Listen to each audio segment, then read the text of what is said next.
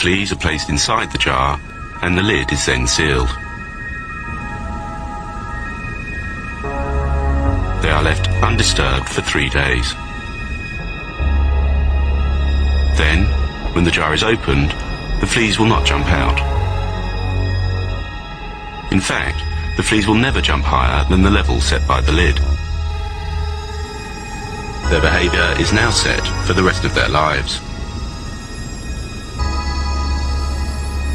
And, when these fleas reproduce, their offspring will automatically follow their example. There are similarities with humans and fleas, but the biggest difference is that humans can decide if they are content with their lives or if they want to change it.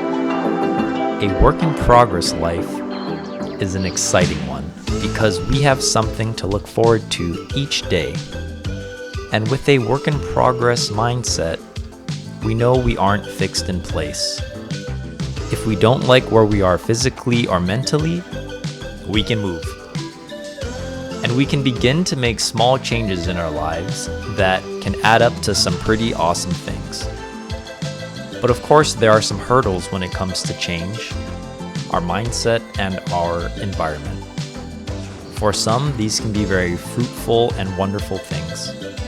For others, they can be limiting or even negative.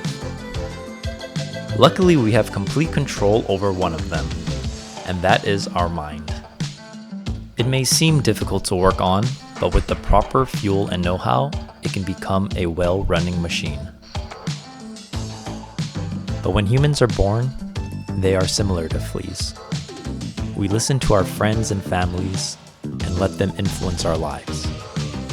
Sometimes even let them control where or what we want to do. Most of the times, our friends and families are just trying to look out for us. But other times, they may want to change some core values in our life. So how do we start believing in ourselves and going back to the things that we truly want to do? Through repetition, we are able to strengthen our muscles, and our brain works the same way. By listening to others so many times, we strengthen that part of our brain. We listen to fear, pessimism, and those parts of our mind only get stronger. To change this, we only need to strengthen a different side of our mind. Sides like optimism, courage, patience. The I can do it muscle. Let's say you've always wanted to become a doctor, but people have told you how expensive and difficult it is and how much time you would have to spend. Eventually, you believe that and say, you know what? I don't want to be a doctor. And you end up quitting before you even got started. But instead, if we only focused on the positive aspects of this medical journey, we would focus on the big picture. We would realize that even though we would have to sacrifice so many things, becoming a doctor would be worth those sacrifices. And if we repeatedly told ourselves that, those thoughts would get stronger than the negative ones. As we start training that positive side of our muscle,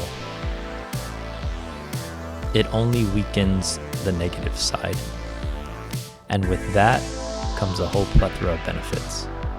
I believe it gives you a new outlook on life that lets you unlock so many doors, and that these mental barriers, these jars that we've made for ourselves, we realize that they've only been in our minds.